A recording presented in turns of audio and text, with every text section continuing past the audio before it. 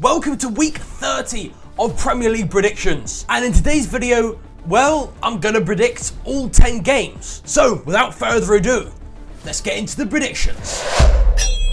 Starting off on the 1st of April, on the Tuesday night, it's at the Molineux Stadium. It's Wolverhampton Wanderers versus West Ham United. Wolves are currently in 17th, whilst West Ham United are in 16th.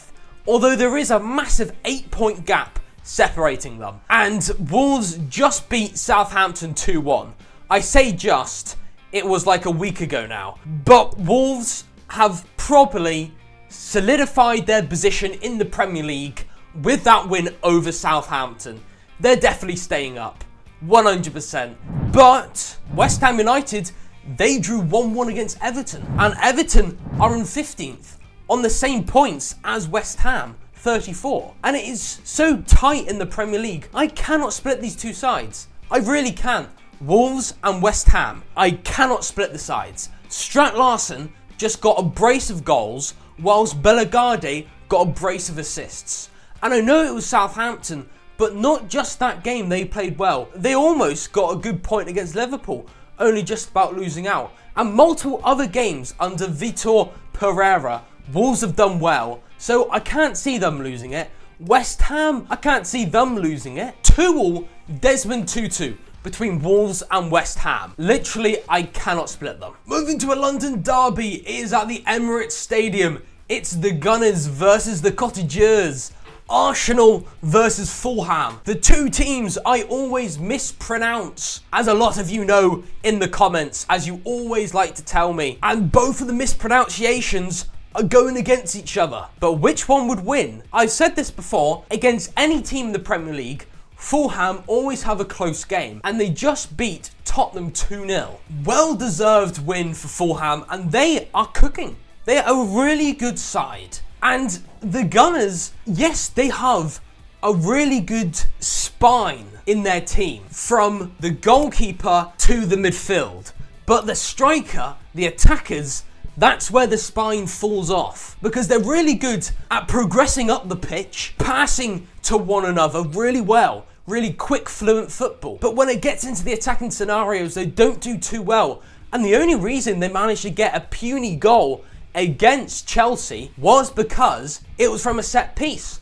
And that's normally where Arsenal goals actually come from. So in this game, I don't see any more than 3 goals going in. And I was torn between 1-1 and 2-1 to Arsenal. But I have to admit, I was impressed with Arsenal winning 1-0 against Chelsea. And Fulham is that team where they can win, draw and lose to any team. And I'm gonna go for probably the favourites, the better side. So I'm going 2-1 to Arsenal come the final whistle. Yes, Arsenal is better on paper, but the striker position is where it lacks. So that's why I'm finding it quite hard to confirm that 2-1, and why I might consider a 1-1.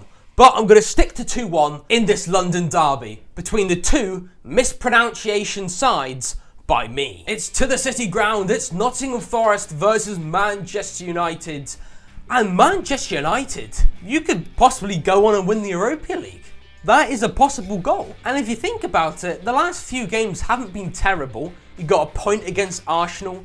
You thrashed Leicester City. You won in the second leg in the Europa League. You also beat Ipswich with 10 men, just about. You haven't been absolutely awful, but you haven't quite been bread and butter yet. You're still playing meh now and again. And yes, Rasmus Højlund managed to finally get himself a goal after like 24 games or something, but it was against Leicester City. And if that was against Nottingham Forest, for example, then I feel like the defence of Nottingham Forest would be much betterly structured to stop an attack like that from Højlund. So, to be honest, the fact that I made that comparison, and now you're facing Nottingham Forest with a much better defence than Ipswich, yeah, I don't see you scoring. But I see Nottingham Forest only scoring 1. I'm going 1-0 just about to Nottingham Forest. I know, it's a shocker when I go for Nottingham Forest to win. But you know what? I said you'd win against Ipswich, and it worked. So I'm going to say you to win against Manchester United. I'm going to have to say it. This is probably going to be the easiest game to predict. It's at the St Mary's. It's Southampton versus Crystal Palace. And it's on the 2nd of April. But that doesn't mean anything, as Southampton lost to Wolverhampton Wanderers. You did get a goal back, but overall, it's done. That's done. If you couldn't win against Wolves, which is the team just about outside the relegation zone, then it's done, isn't it? And now you're facing a much harder side, Crystal Palace. For some reason, I just like all the players and all the talent Crystal Palace have, and they're kind of like my favourite club in London. I don't know why. They have the 3rd best defensive record, and they've got 12 points in the last 5 games. They are absolutely cooking. I'm going for them to comfortably win this 2-0. 3rd best defensive record. And Crystal Palace, I think, are a great side and can easily win this game. Sorry, Southampton. It is kind of the easiest game to predict this week, because you are last and you lose pretty much every single game.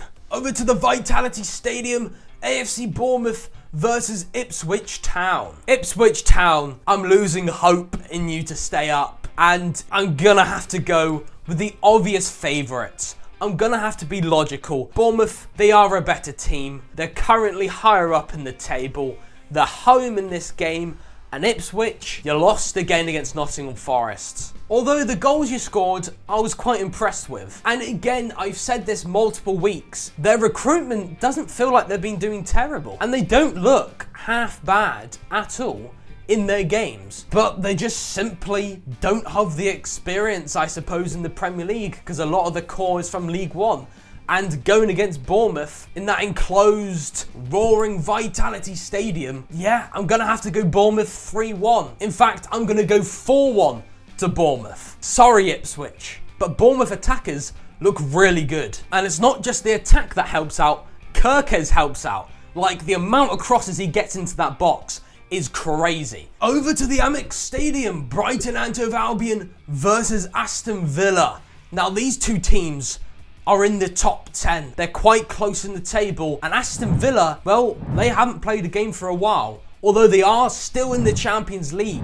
They battered Club Brugge in both of their games. They're now facing PSG, who knocked out Liverpool. And they also have to play in the FA Cup. But they're still going to have a big break. But they do have to tactically rest their players, because the amount of games that are coming up in a couple of weeks' time is crazy, the amount of games they have to play. And they are most probably going to be tired.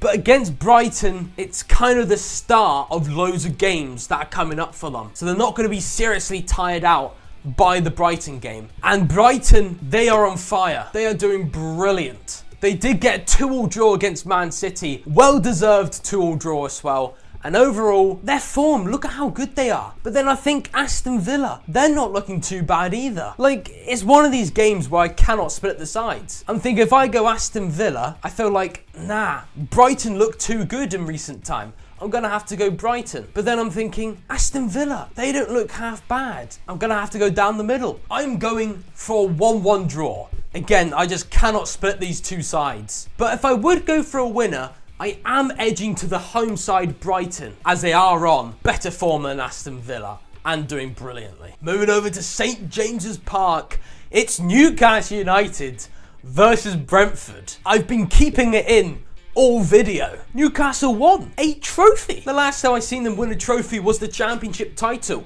which, can I say, was probably my favourite season watching Newcastle, when Newcastle lifted the championship title.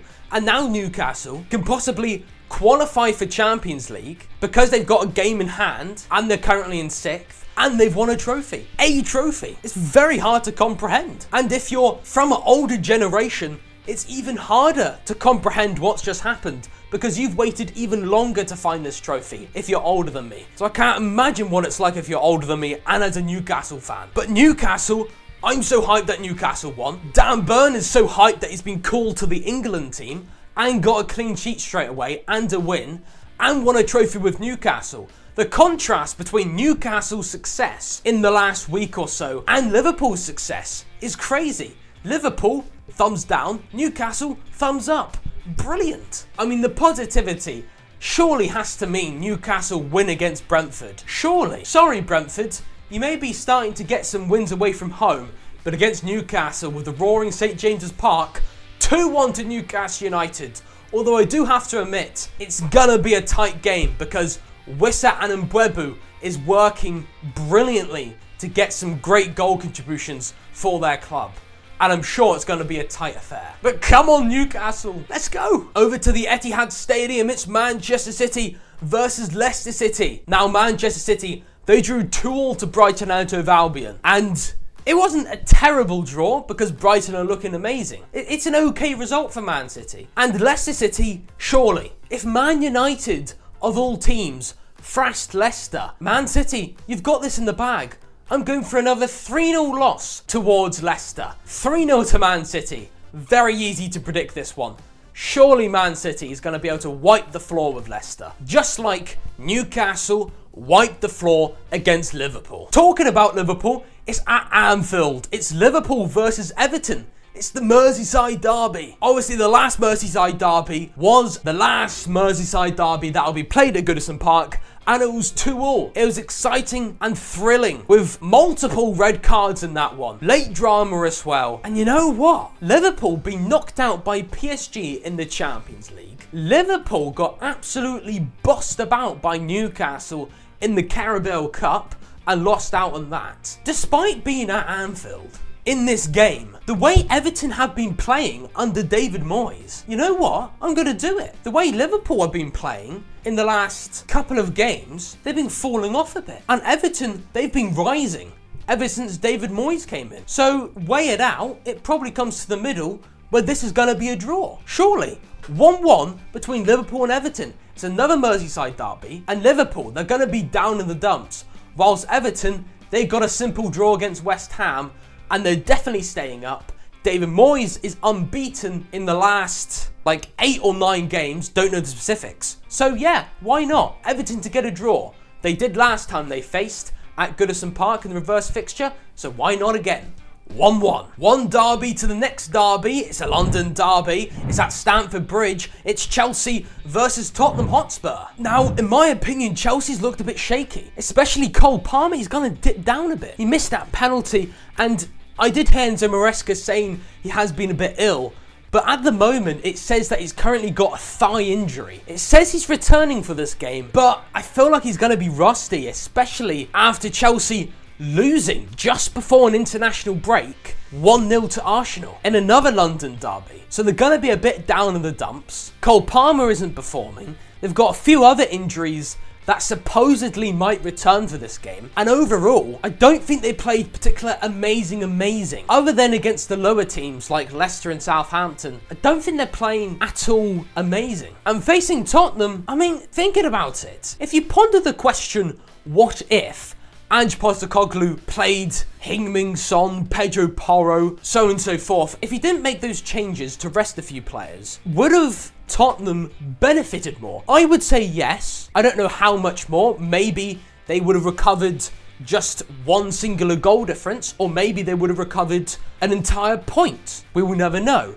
But I'm pretty sure it would have been better if they did play the likes of Son instead of bringing him on halfway through. I know he wants to rest the players, but Newcastle didn't rest the players against West Ham just before going into a cup final. And they did lose 2-0 against Fulham.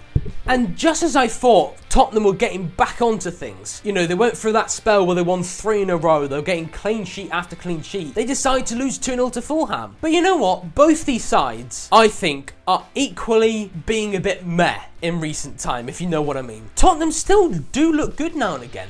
And I feel like if they do start their strongest sides against Chelsea, they can get a point. But then I'm thinking, so can Chelsea, after Tottenham still have looked so shaky in the Premier League. I honestly think this can be a draw. Both teams I have not been seriously impressed with, so both teams aren't going to win it. Desmond Tutu between Chelsea and Tottenham Hotspur in this London derby. Now on to goal of the week. I'm going to give it to Jens Kahoost for Ipswich Town. I mean, it was a great finish for Ipswich, but what makes it better is that lovely spin that Cahoose does. What a great goal and what a great spin. But now, how did I actually do in game week 29? Well, yet again, there is no fancy graphic, but this is the amount of points I got. And if you think about it, 9 points seems pretty good, especially that I normally get like 4 or 5 points. But what makes it even better is there was only 16 points up for grabs. Normally there are 20 points up for grabs, but now there are 16 points and I got 9 points. Oh my god, I am a genius. 9 points. I'm back in the game of predicting. That puts me on 152 points out of 578 points. I got 3 exact bang-on results. I'm happy. Newcastle won a trophy. It was possibly my best week ever at predicting. Dan Burn's doing really well for himself. I'm happy. I hope you're happy. So check out this next video. And toodle pip.